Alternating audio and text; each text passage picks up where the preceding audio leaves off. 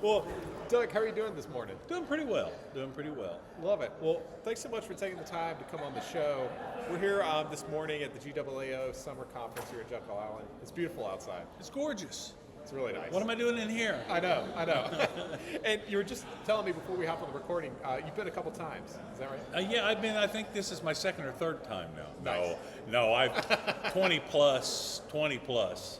That's great. That's really cool. And how has it kind of changed over the years? People have gotten a lot older, and I know this from looking in the mirror. Right. Yeah, you know. I love that. I know. As far as the conference goes, I used to work for the guy who was used to be secretary treasurer and then executive director, the job Ashley has. That's cool. And Bob Wilson, he's no longer with us. And yeah. I worked for Bob. And so, I knew Bob in a way most people didn't. But Bob managed this course, this conference, it was his baby. Yeah. And he was very particular. And we were, a lot of things were a lot more formal. Right. And, Bob was stickler for time. So, we didn't have this nice new convention center. I remember we'd have the old Aquarama. Right. And we'd all be dressed up in our Sunday best and out there sweltering in the sun, waiting for that clock to hit, that second hand to hit, all right, 11:55, 56, 57. Then he opened the door, and by then, you can see I'm a sweater, so by then it looked like I'd been swimming in my suit, And now it's a lot more casual. It's a different environment today than it was 30 years ago. Yeah. But things evolve. Right. And it was good then, it's good now. One of the things that is still the same, which is so good about this conference, is, and I haven't been in other states' conferences, I've been to IAAO and these things, but there's a real family environment here, a lot of camaraderie, a lot of folks we've known, each other for years and years. I've watched their kids and grandkids grow up. They've watched my kids and grandkids grow up and can call them by name. And, so that's a great atmosphere. I really enjoy coming down here to Jekyll. That's awesome. I love that. And Doug, just for the audience, do you mind giving us a brief bio and some of the big ideas you're interested in? The big ideas that I'm interested in. I just want to survive till tomorrow. What are you talking about? I love it. Yeah. Are you kidding me? As long, and I say this, I guess I'm diverting from what you asked me, but I had an evaluation. Our county put through an evaluation form for everybody, and so I'm the chief appraiser. My board of assessors, and I'm an at-will employee. I have a job as long as they want me to have one. And they meet every 2 weeks. And so they did my evaluation, and it was a great one. I very much appreciated the kind things they said. Yeah. And so my chairman said, well, it looks like you've got a job for another year. Right. And I said, Horace, as far as I'm concerned, I've got a job till you guys meet again. 2 weeks. Yeah. And when you guys meet again, I'll find out if I've got a job for another next 2 weeks. I love that. So, but, your question, give it to me again. Yeah, just a brief bio and some big ideas here. Well, brief bio. I can't hold a job very long. That's one of my problems. I am the chief appraiser of Elbert County, and this is my 6th county that I'm a county employee in. I started out years ago in my home county of Fannin County. Moved on, worked about 4.5 years in Gwinnett. Worked four and a half years in Jackson County. Ended up going to work for the guys 2 booths down, Tyler. I worked for them for a couple of years. Then I ended up going to DeKalb. Talked about Bob Wilson a minute ago. Bob had left. Bob was the chief appraiser / chairman of the board of assessors in Gwinnett County when I went to work there. And then he had moved on to DeKalb, so he talked me into coming to work for him.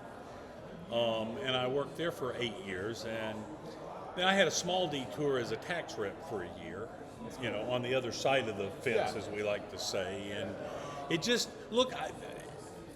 it was enlightening. It was an enlightening experience because I had a lot of, county personnel sometimes get a lot of misconceptions about these guys. Yes, They're all snakes in the grass. Right, and right. They lay awake at night trying to figure out how to make your life harder, Right, when yes. in reality, is pretty far from the truth, because in reality these guys have their job to do, and I'll tell you, they actually have a necessary function. I love to tell people, we're not right all the time, and the appeals process is an important part of the assessment process. Definitely. It really is. It's I always tell taxpayers that they always want to come and talk to me, and the first thing they talk about is sales. Right. And there's nothing wrong with that. Obviously, that's the foundation of what something's worth today. Right. But one of the things I always like to tell them is, look, I see every sale that occurs in the county. Right. Good, bad, You name it. You name them. And I usually know, especially in a smaller county like I'm from, I know a lot about this was somebody's aunt or uncle or cousin or, Right. their granddaughter or whatever. So there's a lot of conditions of these sales I know. That's cool. But one of the things that I don't know is I may have never been inside your home. Right. And the appeals process is part of that process, that you get to tell us some things that we may or may not know. Right. The water heater busted 6 months ago, and I've got this soft floor, and I'm going to have $10,000 worth of work. Right. And, or a myriad of those sorts of things. And so it's a very necessary part of the puzzle. Right. That being said, I left there and I went to Fulton County. I was chief appraiser deputy chief appraiser, in Fulton County, in charge of the residential division. In DeKalb County, I had been deputy chief appraiser in charge of the residential divisions and the commercial divisions at different parts of that 8 years. Yeah. Did a lot of commercial appraisal in Gwinnett County, did a lot of Superior Court work.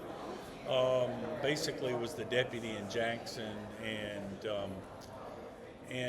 did a lot of the systems work, things like this. I've had a pretty well-rounded career, and then got hired to be the chief appraiser in Elbert County about 8 years ago. Small jurisdiction. Right. We have about 14,000 parcels. Nice. In Fulton County, I had a staff of 59 working for me at one point. And a lot of these guys had areas that had 13,000, 14,000 parcels, And so now that's my whole jurisdiction. Right. But I'm also, while the old saying, chief cook and bottle washer. Right. Yes. I'm the chief cook. I'm also the bottle washer there. Right. I'm liable to be doing field work. I basically I let my field staff, I normally have 2 field appraisers, and so if you appeal, they'll go out and take a look at the physical descriptions to make sure it's still accurate, talk to these people. But then I come back and I make the decisions on these, and then we do something that's kind of, when I went to work there, not a lot of counties do this, and I was skeptical. Yeah. But we generally, look, if we find some error or issue, we'll send you a 30-day, what we call a 30-day letter here in Georgia, which basically says, okay, we looked at your appeal and we've, changed this or that, so here's your revised value. Gotcha. If they still don't agree with that, or if we don't see a reason to change, Right. we'll call them in and talk to them. And I say we, that's me and my board of assessors. Nice. There's no way in the Gwinnett counties in the world you could do that, because there's not enough days in the year. Yes. These guys would eat, sleep, and live talking to taxpayers. Right. But in a small county like mine, it works really well. That's cool. I do some things which, let's just say sometimes, and I probably shouldn't say this, we'll edit this We'll out edit later. this out later. There's the editor, right? But let's just say that I probably don't always adhere to the strict model set up in Georgia law for dealing with these appeals. Yeah. That being said, because I went up an average of 42% last year in 2023. 42%. And I don't always reval every year because I don't have the staff. Yeah. But I'd revalued 2 years before. Yeah. So with what happened to the market, it was just, crazy. it had exploded. I saw a 20% increase in the median sale price of properties in 2021 alone in my county. And the reason for that is as I like to tell people, if I put you in a chair, the old game where I put you in one of these spinning chairs and you close your eyes and you stick your finger out, when you stop spinning, no matter what direction you're pointing, values go up when you leave my county. And so with what had happened to real estate, I'm in a rural county that people want to retire to, they want to buy their hunting property and these things, and property in my county is so cheap in comparison to where they're coming from. Right. It was easy for these values to appreciate the way they did. It's one of these situations that I like to say that people walk away from both parties walk away from the closing table laughing because they think they got the other one. Right. Exactly. Did you see what that stupid hayseed sold me that property for? And the stupid hayseed is walking away saying, "Did you see what that slicker from Atlanta paid me for that property?" Exactly. And because of this, property just exploded. Yeah. But I had, out of those 14,000, I had a little over 1,000 appeals. Gotcha. Out of those 1,000 appeals, I had 80 Board of Equalization hearings. Nice. Why? Because we set these folks down and talked to them. them. And a lot of them, look, sometimes, we talked to them, and it wasn't let's make a deal, but sometimes after they told us things about the property, well, okay, maybe we can make this adjustment or that adjustment. But a lot of times it was, well, now that you show me this or you show me that, look, I'm not thrilled about it. They don't walk out of there doing a dance. Right. But you're probably right. Yeah. And that's, that we heard that a lot. And it's something that I'm working on now with our Schneider folks, to get their appeals module to be able to better inform the public when they're ready to make an appeal. Right. Because, look, you'd be surprised how many people, when they start looking at what these things sell for, Right. they people don't live and breathe this. Yes. And so it's sometimes when things go up that quickly, it's hard for them to believe that there's no way my house is worth this, Yes. And they may have went to the bank 3 or 4 years ago and they got an appraisal and he said it was only worth, well, that might have been true 4 years ago. Yeah. But look what Bill, and we hear so often with folks, well, those folks from Atlanta or this or that or the other, and I tell them, the problem is when small community like ours, we know what's going on. Right.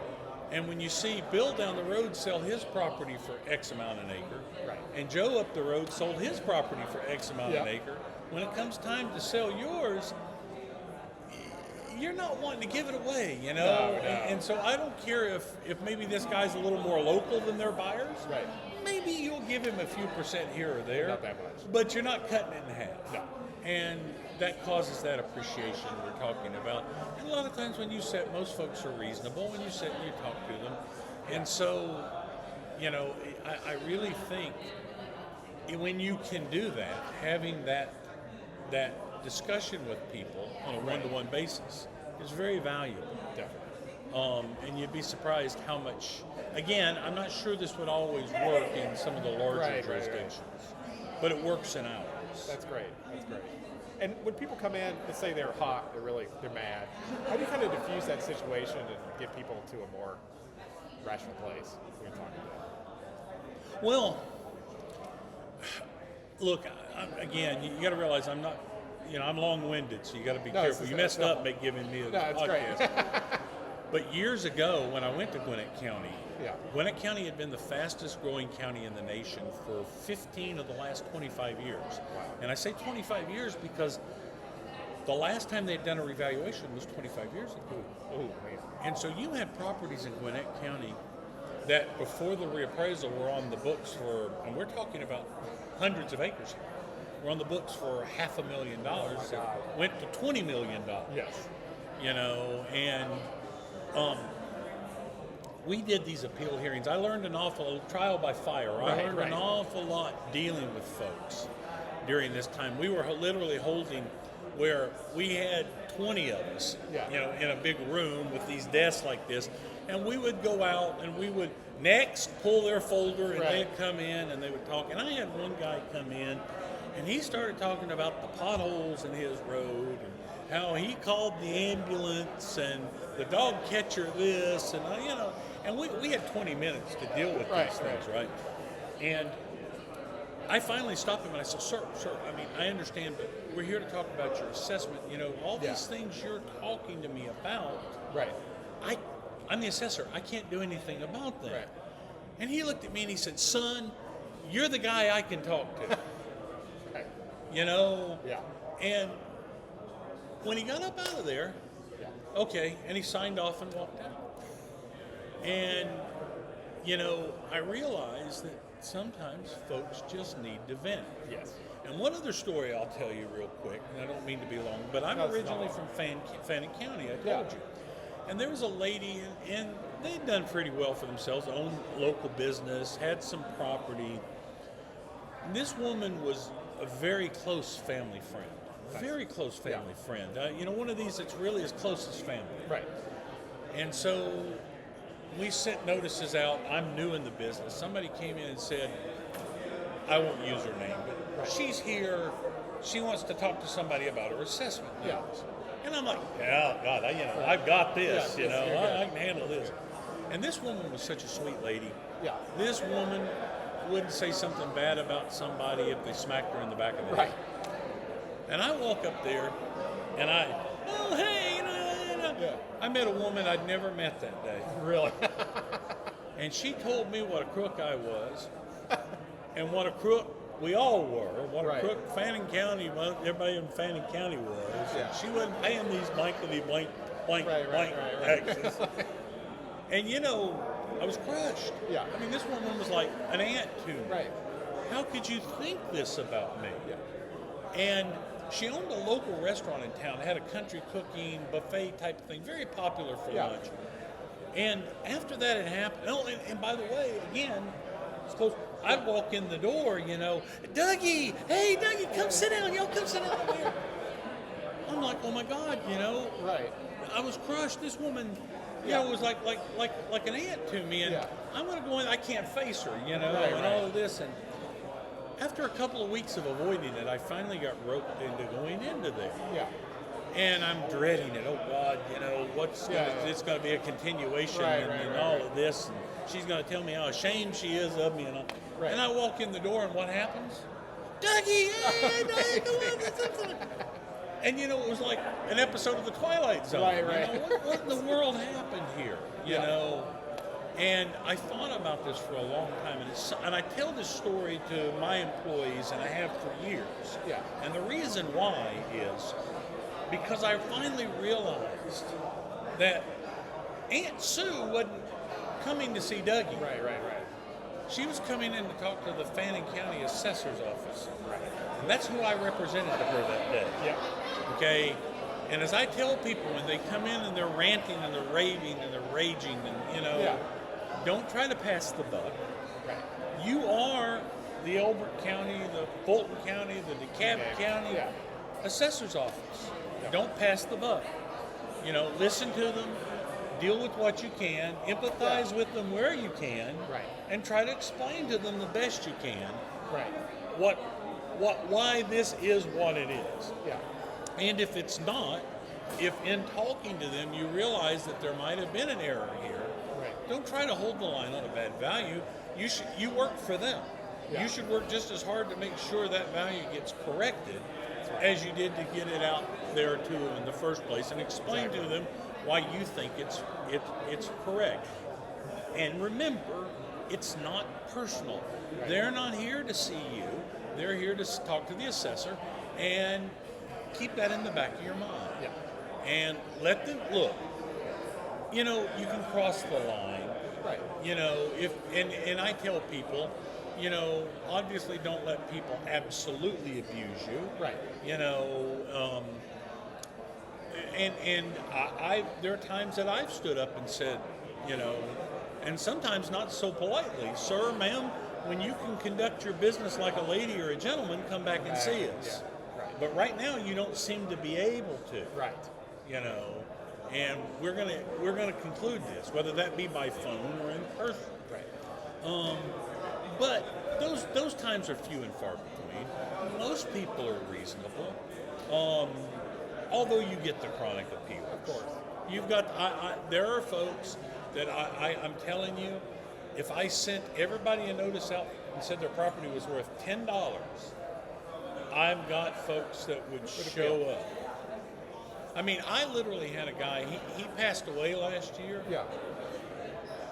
We hadn't changed his property's value in 8 years. Piece of land, and it was in conservation use. Yeah. So changing the market value doesn't affect his tax bill. Right. And as a matter of fact, because of the revaluation I did, the millage rates got lowered, and his tax bill actually went down. Yes. And I mean, he came in there and told us how our parents weren't married when we were conceived, and you know, how the afterlife for us was going to be very warm, and you know, and I finally tell him, you know, sir, you know, your tax bill's going down based on what I did. You know, what do you wasn't hearing it, didn't care, because I raised his property value $8,000. Right. I was, you know, every rotten SOB that ever walked the face of God's green earth. You get those. Right. You get them. Yeah, And you've got some of those, and you've got some people that are extremely reasonable, and you've got some people that, and this is the thing that's hard for sometimes for my colleagues to because when we think from our vantage point, our perspective, right, you think about the people who appeal. You know, one of the things you get from people with, you know, I advocated for years to let people appeal at tax bill time. And people are, oh my God, they'll be appealing the amount of their taxes. right. And I've tried to tell my colleagues, they've always done that. Yes. Prior to the estimate being on the notice, they appealed their worst fears of what they thought it was going to do to their tax bill. And then when that estimate happened, you know, I was told, that was the year I was on the executive board, and one of my very good friends who was the president that year said, now Doug, this was the concession we had to make to keep people from appealing at tax bill time. And I said, why'd you make it? Right. I said, here's the problem with this estimate. I said, it can only go three ways.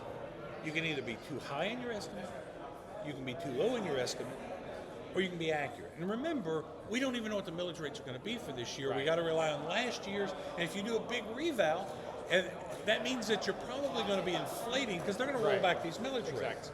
And so you're going to, and I told them, if you're too high in your estimate, which is what's going to happen in these reval years, you're going to generate a bunch of false appeals. People who just appealed because you told them their tax bill was going to go way, way up a lot more than it actually would. Right. If it goes too low, if you're too low in your estimate, then they're going to claim when they got their tax bill that you hoodwinked them, that you lied to them. And then the last choice, and the only good choice, is you're accurate. And if you're accurate, how is that different from the tax bill? And what I've told them, the other thing that they miss is, guys, you're going to have a lot of people who won't appeal when they know what it means. I had, during these revals that I talked about, the last couple, where that very thing happened, you know, they get this inflated estimate on their notice. Right. And by the time I get to talk to them, because I have, you know, there's just Doug, I got 1,000 of them to deal with. Yes. By the time they get their actual tax bill, it's a lot lower than this. And they're like, oh, no, I'm good, I'm okay. Right.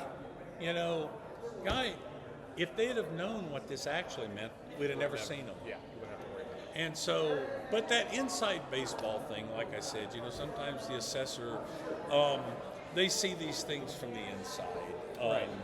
And so when you're dealing with these appeals, you know, and they're always concerned about making sure that they don't lose too much through their appeals. But in the end of the day, our job is to value the property at its most probable selling price. Yes. And as I tell people, and I did, when I do these revaluations, I do public hearings. As you can imagine, you know, that's always great when you've got 200 really angry people, and they're angry at you, and you get to tell them, hey guys, you know, when you open that notice and said, what stupid son of That's me. That's me. That's me. I'm that guy. All right. Questions? Right. You know, and you know, when I deal with these folks, I mean, one of the things that you know I like to tell them, I always have, is I'm dealing with opinions here, Right. not cold hard facts. And if I was tasked to send you a piece of paper listing 14,000 cold hard facts, Yes. I probably wouldn't get them all right. That's right. Okay, and I can assure you, the one thing I can promise you is I didn't get all 14,000 of these initial opinion, Right. you know, these estimates correct. Yes.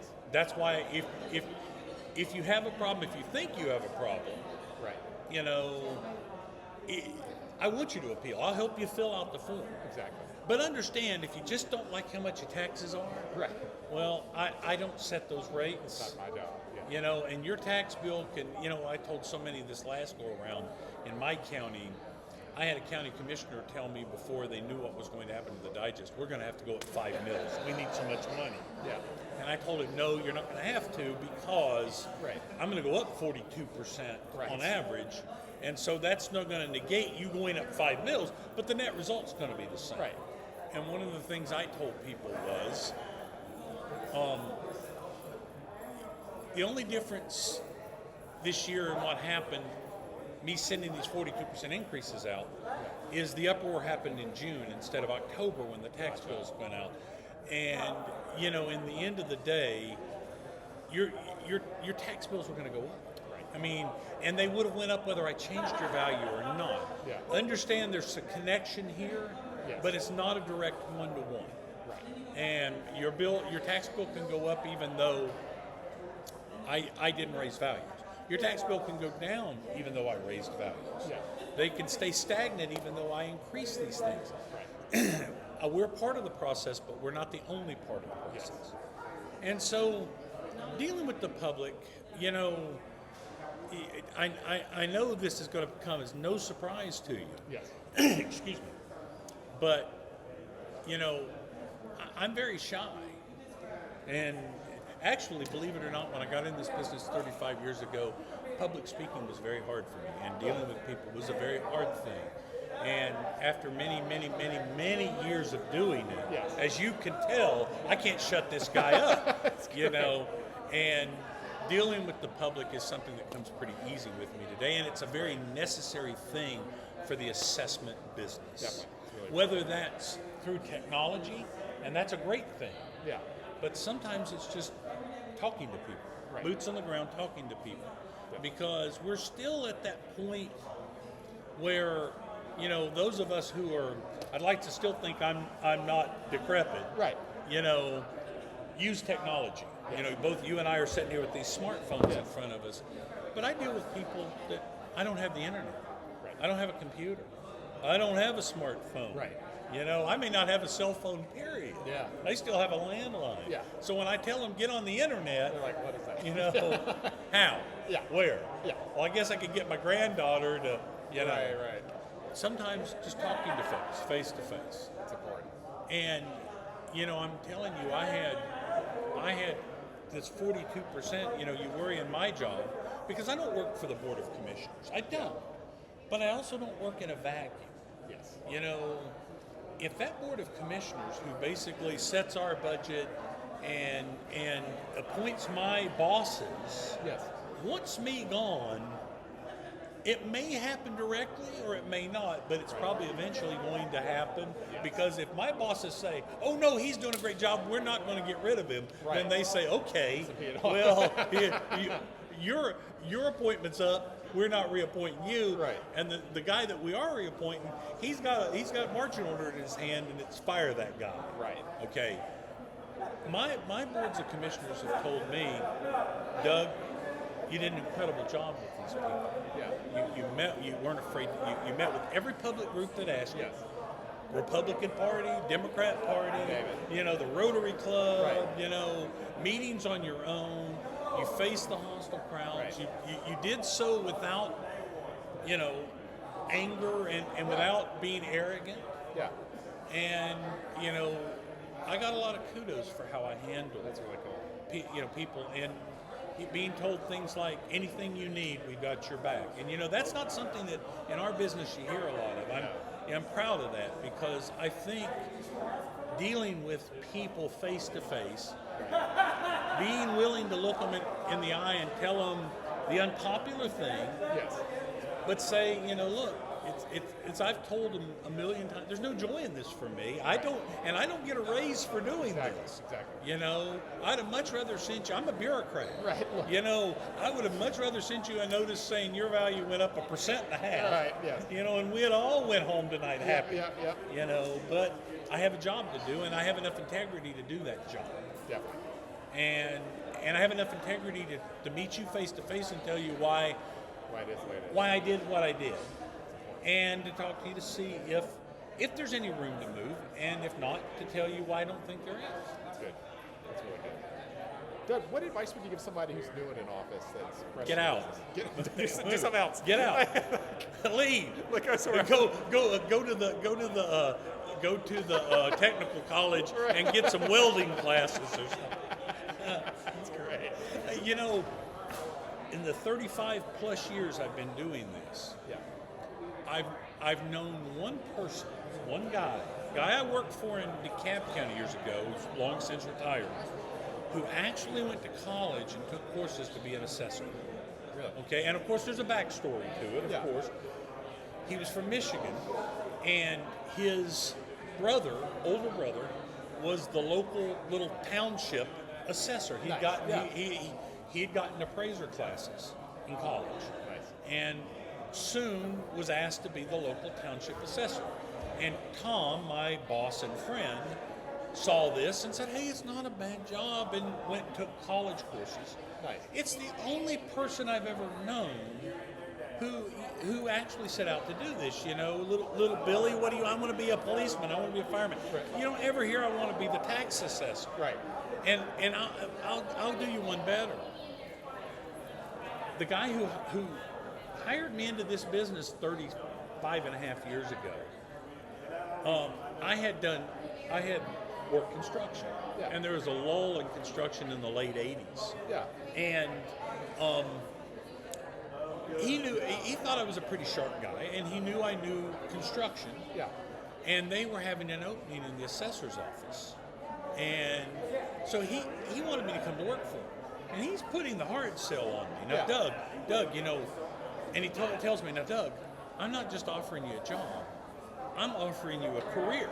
And when he said that, I'm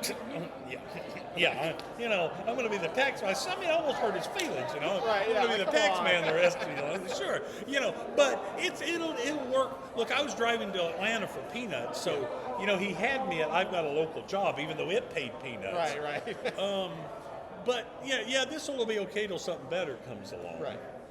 Well, the joke's on me, Right. He's not been with us for 15 or 20 years, Right. and I'm still in this business. I love that. So, seriously, what I would tell anyone in this business, obviously, it really is a good profession, especially at the lower levels. I always tell people, I'd love to make what I make today and be out in the field all day, being the field appraiser. Right. But it's actually a good job. And, everything's about perspective. Dealing with the public, look, we are the tax man, and they're not going to tell you how much they appreciate you all the time and love you. But you actually are doing something very valuable for them in more ways than one. And go into it with the mindset that, number one, you want to learn all you can learn. Yeah. That you want to do the best job you can do. And that you want to help the people that you work for. Right. And sometimes that help doesn't look like they want it to look like. Right. They want that help to look like lower my value. Yes. But your job is to do the best job you can based on the dictates of appraisal procedures Right. and Georgia law in our case. And because our job is to spread the tax burden fairly and uniformly per Georgia law. Yes. And, it's actually a rewarding job. We always want to pat the first responders on the back, and that's great. I mean, I'm telling you, I do too. Yeah. They do a hard job and a necessary job and a dangerous job. Yes. but they don't do their job if we don't do our job. Right. You know, they don't have a job to do. Exactly. We can't afford to hire them. Yep. We can't afford to get them ambulances. We can't afford to get them fire trucks. Exactly. We can't afford to get them, you know, all the things they need, all the tools they need to do their job. Right. If we don't do our job. And part of my job is to convince those with the purse strings Right. to give me the tools that I need to do my job. Exactly. So they can best do theirs. Right. So, And that's what I would tell someone new in the job, really. You know, it's what we do is important, it's necessary. Put your heart into it. And do the best job you can do. And you are serving your community. right. In a really big way. Yeah, in a big way. That's awesome. I love that. Doug, another line of questions. Where do you see the market going from here? You know, we've seen interest rates rise. Things have seemed to calm down a little bit. But what do you think? Well, as far as the market, look, I'll tell you, excuse me, I'm sorry. You're good.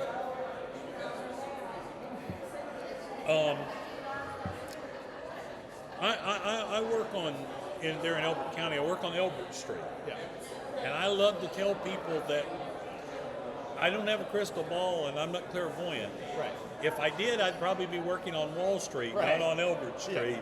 Or I'd probably be in the Bahamas right now because Right, I'm Aruba. long since Yeah. retired on the scads of money I would Exactly. make. That being said, look, a couple of years ago when I was raising values 18%, Yes. and I had people saying, this is all a bubble and we all know it's going to explode and this and that and the Yeah. other, you know, like it did before. Yeah. And I told them back then, guys, that was a banking crisis a decade ago. It really wasn't a real estate crisis. Right. And I don't see the same dynamic at play. Right. The markets are going to fluctuate. They will stagnate. Look, they might even retreat. It's possible. Yeah. But I honestly believe the markets are going to be, I don't want to say robust, strong. They're not, I don't see the real estate market being weak for at least a few more years to come. I really don't. Look, one thing that I pointed out to people that I don't think they want, you know, you mentioned you mentioned interest rates. Yes. And that's something people think of immediately. Right. Think about this. A decade ago, values were being held artificially low. Right. And one thing, I'm kind of a student of economics. You need to be if you're an appraiser, because that's just economics of another type. Economics are all about equilibrium. You know, and you know, things do like this, and you kind of want them to start leveling out. Right. But to level out, they do this. Well, a decade and a half ago, they were down here. Things tell you that, you know, common sense tells you that there had to be a massive correction from where these values have been held artificially low. And you had a perfect storm. You had COVID money. That was another thing. You had a disconnecting of people from their work locales. Yes. You know, we finally rolled into the 21st century, and a lot of people are working a lot further from that typical office building than they used to. They can work from home, and a lot of these employers realized, hey, this is good for us. Right. We don't have to pay for office space that we have to heat and clean and these things. And so the worker got discoupled from their office spaces. We can work out further.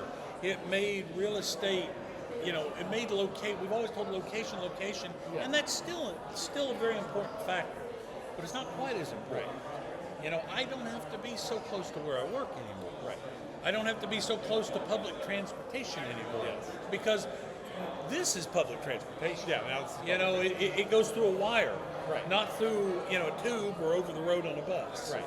And because of this, that COVID money, those low interest rates at the time, you know, we saw the perfect storm in 2021. Right. And while we've seen forces moderate that some, it's still a healthy market. Right. It's still, and I think it's still going to be a healthy market for several more years to come. Makes sense. Now, trends in our business, Right. again, we're in the early part of the 21st century, Yes. and some of the things that we do are still 20th century thinking. Yeah. I think you'll see technology become more and more integrated into our business. When I got into this 35 plus years ago, Yeah. and if you guys don't edit all those 35 plus years out, people will be sick of hearing that. But we didn't even have a computer. Yeah. The phone line was a phone line. It wasn't voice over IP. Right. With this stuff that happened, a couple of this issue with the Microsoft computers had. Yeah. Thank you. CrowdStrike issue. I saw that at home, and I'm like, are my computers even going to be working tomorrow? Right. And I may not even have telephones, much less, because if the computers aren't working, the phones aren't working. Yeah, exactly. And so actually we were lucky it didn't affect us, although we did have departments in the county it did affect. Really? Mm-hmm. And but this is going to become more and more, I'm getting my people using mobile technology in the field. That's right. We're getting more and more into the 21st century, and I think you'll see there's a lot of good data Yeah. out there, and a lot of this comes from us. Yeah. When you look at Zillow and these kinds of things, a lot of that physical characteristics come back from us. But these guys do some things too. They do AVMs, obviously. Now, they're not appraisal quality AVMs, Right. but they are useful. They are, believe it or not, they are useful. The public relies on them. Yes. And being aware that they're out there, what they say. I had a lady who did this very comprehensive appeal this year on her house. And she came up and said, Zillow says the average house in Elbert County is worth $102 a square foot.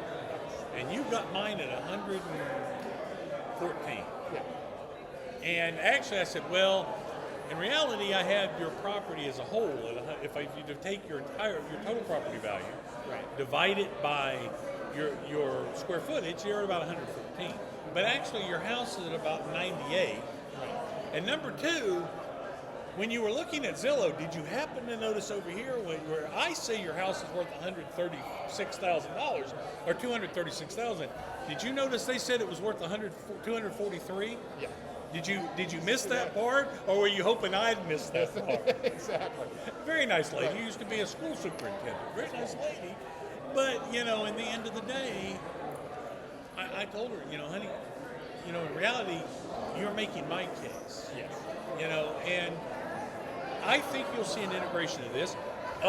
Google, we get the aerial. Don't let the Eagle View folks next door hear me talk like this. But we actually can now pull their images. Yeah. And I've been asked from county commissioners, why aren't we just using those? Right. And I explained to them that the deciduous trees and the time of the year, and we fly these things right around our valuation dates. We don't know when Google's going to get this information. Right. The deciduous trees could be in leaf. Yeah. Excuse me. There are reasons why those are helpful, and I look at them. Yeah. But things like Street View, for example, depending on where you're at, these guys can drive that Street View pretty robustly. Yes. And you can integrate that into your. There's nothing that says I can't pull that information out. And I think you'll see a lot more cooperation between these kinds of sources, other public data sources. One of the things that I'm looking at doing now, and don't let the realtors hear me say this, but I'm looking at getting sources to start capturing and holding all of these realtor pages, because one of the things that will happen if you put your home up for sale, right now, there's 42 pictures of your house inside and out online with this description of how you remodeled everything, and a lot of times when that thing sells, those pictures will all except the main one will go away, and sometimes that description will go away. Well, I want to capture this stuff. I want to have a library of this. So when you come up and say, "Why did you?" Well, isn't this your house? Right. Look at there. That's an awful nice kitchen you've got there. Exactly. You know? Exactly. You know. Yeah. Say you've got the old cabinets, huh? Right. Those look pretty new to me. Pretty good. Yeah. You know. There's a lot of public information that we need to be capitalizing on, Yeah. just like they capitalize on ours. Yes. And that's a trend I would hope to see, you know, because there's a lot smarter heads than mine, especially even though my my college degree work is in computer technology. Right. You know, there's a lot of folks who actually do that for a living and a lot smarter at it than I am.